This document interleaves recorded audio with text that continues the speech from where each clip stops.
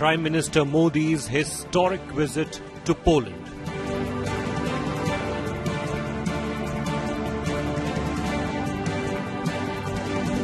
Modi hails dosti with Donald.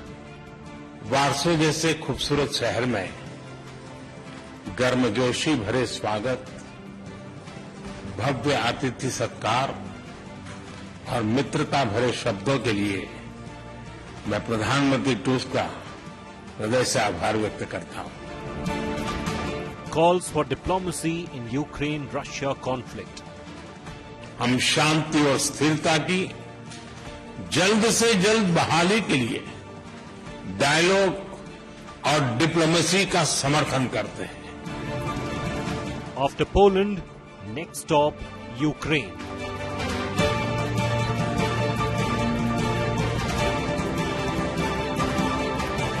Decoding Prime Minister's historic visit.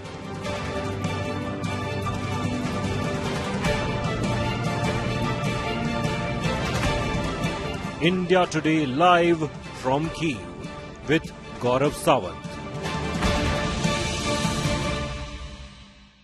Hello and welcome to an India Today special broadcast from Kyiv in Ukraine. I'm Gaurav Sawant. The stage is set for Prime Minister Narendra Modi's arrival to Kyiv in just hours from now and his meeting with the Ukrainian President Volodymyr Zelensky. A lot is expected from this meeting to take the relationship between India and Ukraine forward. But the first leg of the Prime Minister's two-nation visit was in Poland. Poland, again, a key ally of Ukraine in this war against Russia. In Poland, the Prime Minister not only emphasized on the traditional warm relationship between India and Poland dating back to the Second World War, when over 6,000 children and women from Poland found refuge in India, both in Jamnagar and in Kolhapur, but also that relationship being strengthened and taken to a new level, from renewable energy to information technology, from defense to new areas of cooperation. Economy is another area where both the countries are seeking to cooperate in a very big way. As Prime Minister Narendra Modi reaches Kyiv, before that, let's take a look at the first leg of his journey to Poland.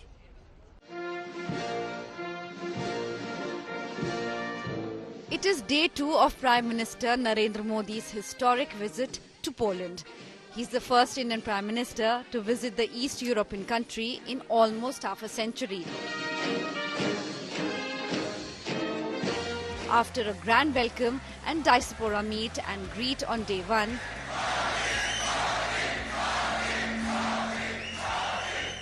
Prime Minister Modi kicked off his second day by holding bilateral talks with Polish Prime Minister Donald Tusk. Modi thanked Tusk for helping in rescuing Indian students during the Russia-Ukraine war in 2022.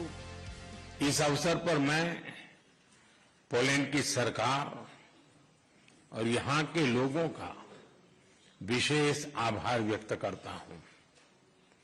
आपने 2022 में Ukraine conflict में फंसे हुए भारतीय students को निकालने के लिए जो उदारता दिखाई, उसे हम भारतवासी कभी नहीं भूल सकते। Prime Minister also invited Polish companies to invest in India. हम पोलैंड की कंपनियों को make in India and make for the world से जुड़ने के लिए आमंत्रित करते हैं।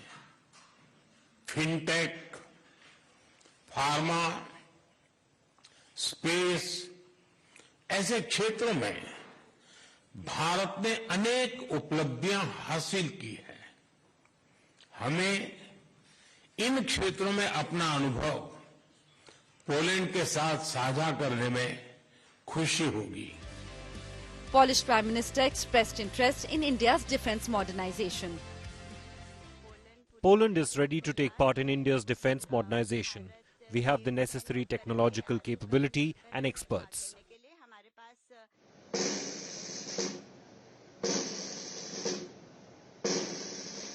After the bilateral meet, Prime Minister Modi laid a wreath at the tomb of the unknown soldier in Warsaw.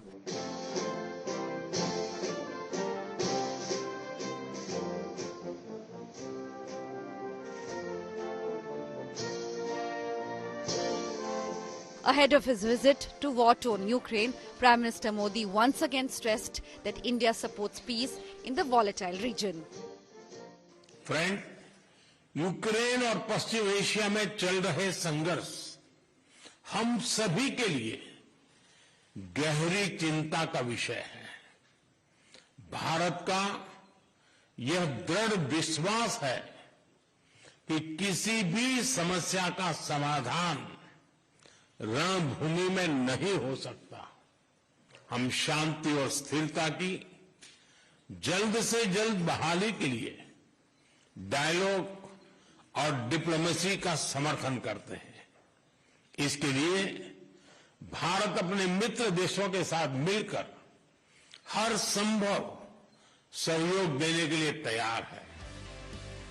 Prime Minister Modi's next stop is Ukraine's Kyiv, where he will hold crucial discussions with President Volodymyr Zelensky.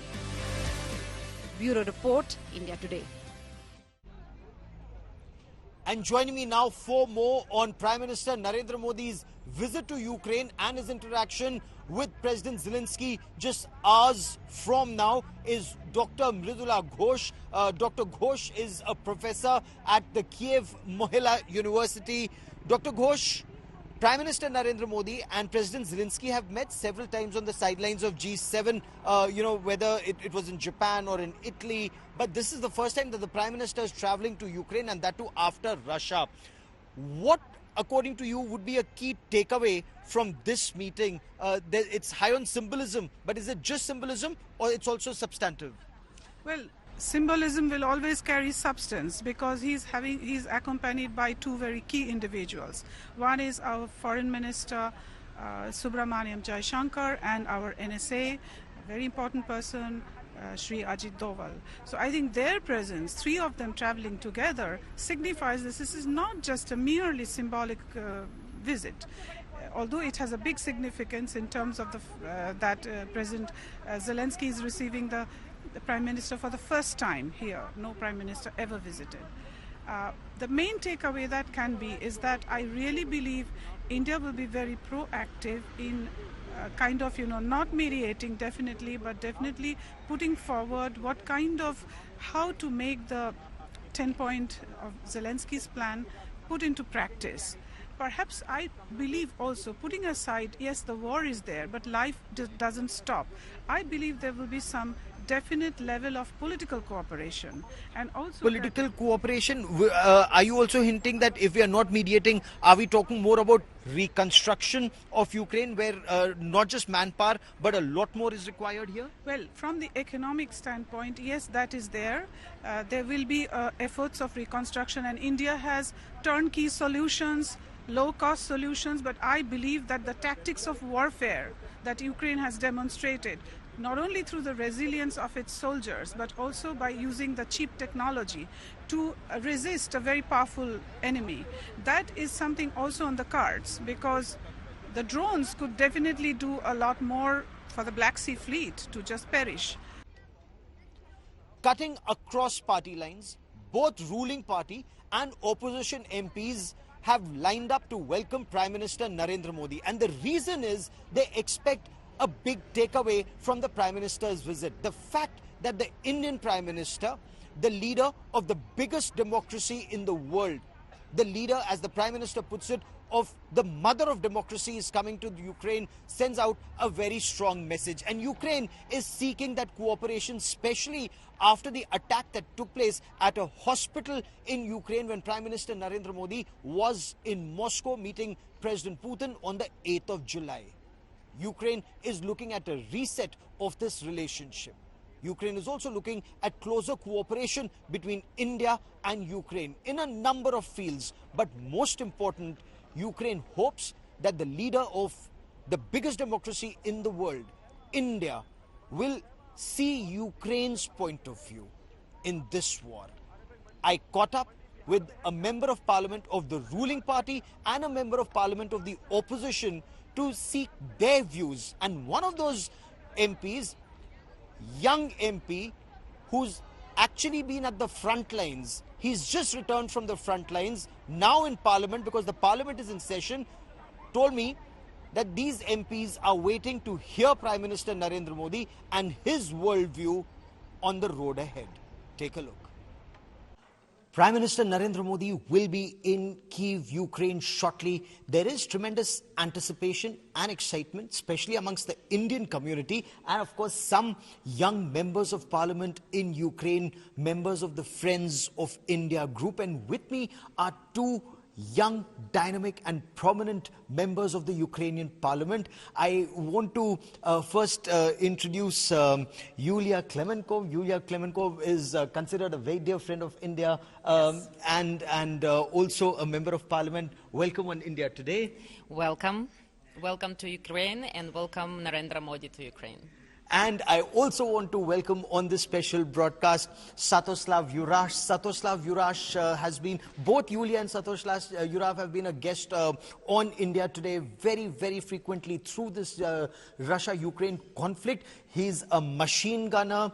He went viral, his pictures with an AK-47 in his hand as a young member of parliament, the youngest member of parliament in Ukraine at that point of time, defending his country against foreign aggression. And I believe, Satoslav, you've just come back from the front lines. Yes, I come back for the parliamentary weeks, basically. Besides that, I'm also on the front lines. He's also on the front lines. Every Ukrainian is right now defending their country, of course, for 900 days and counting against the Russian operations of war. But I want to begin by asking you, Yulia, your expectations of Prime Minister Narendra Modi's visit. First of all, it's one of few visits for past 20 years. So we are very happy to see here Narendra Modi, and I hope it will signal to all Ukrainian nations that India recognized Ukrainian sovereignty, Ukrainian peaceful efforts, and probably Narendra Modi is a powerful man and probably he can do something with Mr. Putin and convince him to leave us. And we are a peaceful nation. We want to live in peace, not fighting. So there is hope that the Prime Minister's special relationship, as they say, with President Putin will pave the way, or at least there would be some forward movement on peace. Now, you're right on the front lines, and you've been on the front lines right from the beginning. When you meet the Indian Prime Minister, when you see the Indian Prime Minister, what would you want to hear from him? Basic message for this century is very clear. India will decide the future of the 21st century. And India being here, talking with us, working with us, and pushing at Russia to finally leave us alone sends a message not just to Ukraine or to Russia, but to the world, that India will take the lead. And for me, it's fundamental that the Indian leader is coming here and he clarifies and talks and builds bridges. It's a message that Ukraine needs in this very difficult time that certainly continues as long as Russia is keeping these soldiers invading, killing and destroying our country. And those operations continue even as you and I speak. The fighting is on the front lines. And Ukrainian forces have mounted a very audacious counter-attack in Kursk. And just before the Indian Prime Minister comes now, in this situation, will this help Ukraine have a bargaining chip? Is that the thinking through the Kursk operation? I don't think it's a main thinking. The main thinking is that Russians and Russian soldiers and Kremlin systematically destroyed civilian infrastructure, homes of civilians, and killed civilians, a lot of civilians, from this territory. So our main goal to push them back from our borders so they cannot destroy civilians' life, schools, hospitals, killing kids, etc., etc. We don't need a single square meter of Russian land. We don't need it. We have enough. We just want them not to kill our families, because they are not fighting with an army. They are fighting with the civilians, with women, with kids, with elderly people, etc., etc. So actually for us, it's them push them back out from our borders so they cannot destroy our homes. Okay. And as a military man and a political leader, Yurash, how do you see this situation pan out? When Prime Minister Narendra Modi is here, he'll be talking to President Zelensky. He'll perhaps also be interacting with members of parliament. So, what is the message that you would want to hear from him after his meeting with President Putin on the 8th of July in Moscow? Well, the reality is, it's also a message I want to send him, and to send a message that Ukrainians, both Ukrainians in all around Ukraine and people in the government or the opposition. We have Yulia from the opposition, and I'm from the government, and basically we still come together in terms of building the Indian relationship. It's something that Ukrainians agreed is fundamental for our future, and we want to work on that relationship in every single way. And again, we need India to continue building bridges here, and the visit of the Prime Minister here is the biggest bridge of all, so we cannot thank you enough for that step. As far as India is concerned, and as far as India today is concerned, we get you all sides of the story, and that is why we have leaders from the ruling party, we have leaders of the opposition, and we're getting you all perspectives from Ukraine. And is the entire country on the same page on Prime Minister Narendra Modi coming here? And is this relationship more about the road to peace, or is this more about India-Ukraine relationship on the road to reconstruction? I think it's both, because we as Ukrainians were very upset about Modi's visit to Russia, honestly, and it was nation was very unpleasantly surprised, because at this point of time, at this particular day, our hospital, biggest hospital, kids hospital in Ukraine, was destroyed, Akhmedit. That's why for us it was honestly a very unpleasant situation, and we are happy that your Prime Minister Narendra Modi looking at this situation and decide to visit also Ukraine to respectively so to approach Ukrainian nations. I think it's a very much appreciated at this point of time. And for India, in Ukrainian relations, it both road to peace and road to reconstruction, because this is the same road. These friends of India on two opposite ends of the spectrum, the opposition and the ruling party, both waiting for Prime Minister Narendra Modi to talk to Ukraine on what would be the road ahead for peace, and equally important, if not more, for reconstruction of Ukraine. Gaurav Sawant in Kiev, Ukraine, for India Today. In Ukraine, even little children are learning the Hindi language. It's not just curiosity, it's love for the Hindi language. A love that comes either from their parents or grandparents, from films that they may have seen earlier, to their desire to know more about India's culture and India's civilizational history and ethos. I caught up with some young school children at a primary school in Kiev, Ukraine. Some of these children are likely to meet Prime Minister Narendra Modi and speak to him in Hindi. We spoke to them to learn why they were learning Hindi. We bring you this report. We are currently at a school in Kiev, Ukraine, and in this school there are a number of young students who study Hindi. They're learning the Hindi language, and look at the books that they're reading here. Ras Bharti Hindi Pathya Pustak, Sachitra Hindi Vyakaran, Tatha Rachna. So what they're learning, and this is class 4 and class 5 Hindi that these school students are learning. It's indeed a pleasure to talk to some of these students, and come, let me take you and introduce you to some of these students. Aapka kya naam hai? My name is Lata. आपका नाम लाता है. लाता, आप कब से हिंदी सीख रही हैं? हिंदी. How many years? मेरा नाम ज़लाता है. जी. और आपका क्या नाम है और आप कब से हिंदी सीख रहे हैं? मेरा नाम सेवा है. मैं 5 साल हिंदी सीखता हूँ. आप 5 साल से हिंदी सीख रहे हैं, और आपका नाम? मेरा नाम सेवा है. आप हिंदी क्यों सीख रही हैं? क्योंकि मुझे हिंदी बहुत पसंद है और मुझे भारत बहुत पसंद है. She likes Hindi, she likes India. Hindi भी पसंद है, भारत भी पसंद है. Why? क्यों? क्योंकि यह बहुत like interesting परंपरा है. भारत की परंपरा आपको बहुत अच्छी लगती है. और आपका क्या नाम है? आप कब से हिंदी सीख रही हैं? मेरा नाम करीना सानी है. मैं चेक हिंदी सीखते हैं. तो करीना भी 6 साल से हिंदी सीख रही हैं. और इन बच्चों के पास अगर देखिए तो ये मोरपंखी है. This is a gift from their friends in India. In this school they are in touch with schools in India. Yeah. We have a friendship between our school, between India and between Ukraine, and we are very thank you for your gifts and this support.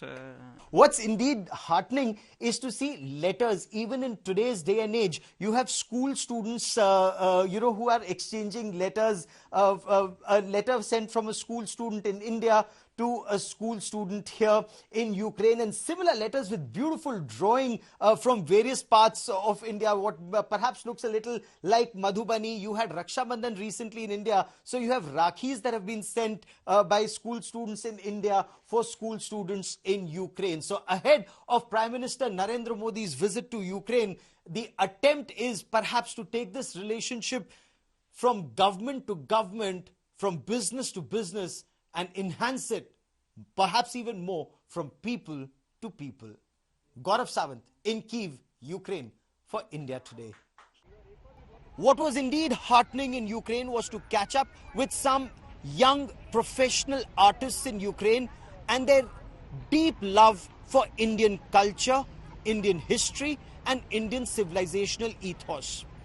I caught up with some Bharatnatyam dancers and some classical folk dancers.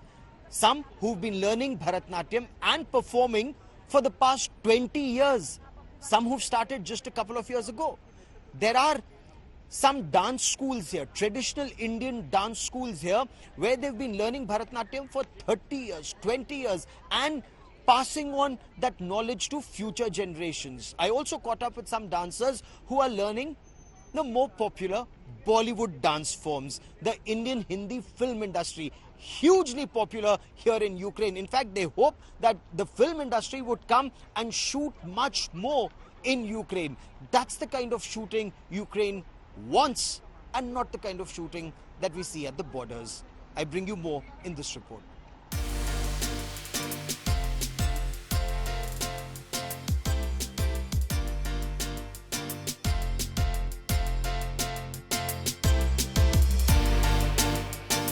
बहुत मेहनत से ये कलबेला जो जबरदस्त folk dance है India का थिरकने पर मजबूर कर देता है जो भी ये संगीत सुनते हैं उनको.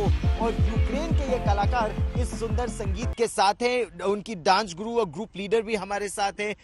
कब से आपका डांस ग्रुप यहाँ पर यूक्रेन में परफॉर्म कर रहा है, क्योंकि आपको तो बहुत पुराना यहाँ का सरस्वती इंडिया डांस स्कूल तो 30 साल से ज्यादा से है.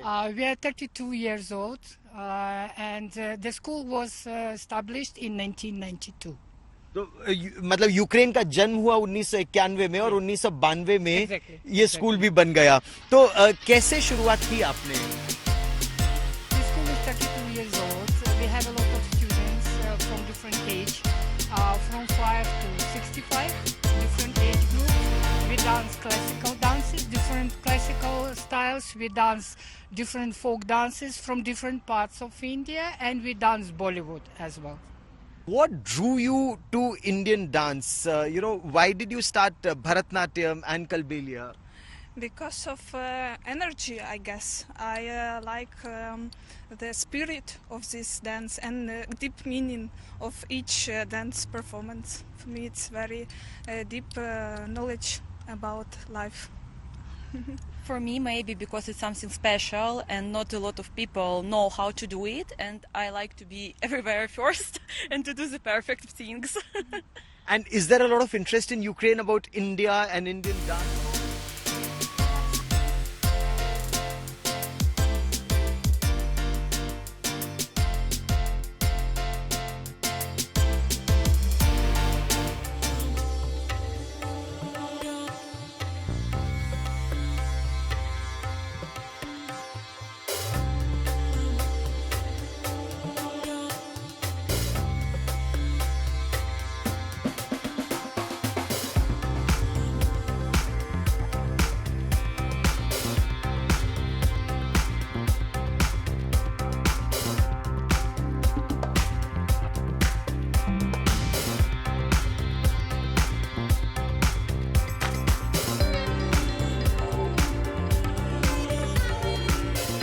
Nakshatra is the name of this dance troupe, and they've been performing Bharatanatyam outstandingly well. A lot of deep interest in India, in Indian culture, in Indian philosophy. And with me is Victoria Burnikova and her group. Victoria, what drew you to the Bharatanatyam dance form? It was our parents. Me and my sister were born into a family who was deeply interested in Indian culture before we were born, so we grew up with all the bhajans, classical ragas and everything. So when we turned 7-5, we joined our school of our guru. And tell me more about your dance guru, and how long have you been learning this dance form? Our dance guru is Anna Smirnova Rajhans. She is a great guru, our heart of our school. And we had been with her for the past 20 years. So for the past 20 years, we are learning from her, dancing. And for the past, I think, 10, 11 years, I'm teaching in the same school. Brilliant. So we have Victoria, we have Ulena, we have Hana, we have a number of artists. And let me begin by asking you, what drew you to this dance form, and how long have you been learning Bharatanatyam? I have been learning Bharatanatyam 13 years. I like this dance because this dance has not only moving, it's deep meaning. Every mantra or every mudras has his own meaning, and it's not only performance. It's just meaning the scene from from Ramayana, from Mahabharata. Yeah. So you've read the Ramayana, you've read the Mahabharata, yeah. Is it? Yeah, I like Rama. We have a dance for Rama, and Rama was very good king, da? Da. Yes, and I like it because he has his own view for life and for his country. For first place, he did all for his nation, for his people.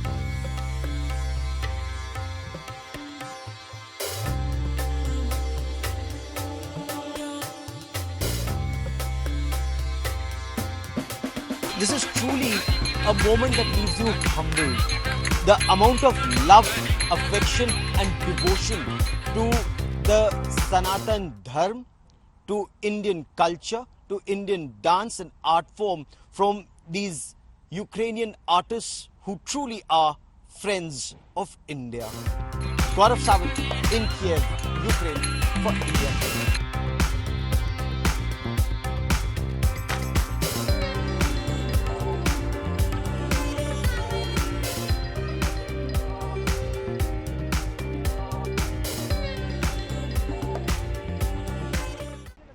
There is hope in the air, and of course there are those who say that Prime Minister Narendra Modi's visit will bring a new dawn in the relationship between the two countries. Peace may still be a distant dream, but at least the first steps are being taken on that very difficult road, which ultimately will benefit not just people in Ukraine and Russia, but benefit people of the developing world, the global south. And that is why Prime Minister Narendra Modi's visit to Ukraine is extremely significant, though extremely short, but very, very significant. We will continue to report from Ground Zero, but that is all I have for you on this special broadcast from Kiev, Ukraine. Many thanks for watching. News and updates continue on India Today. Stay with us.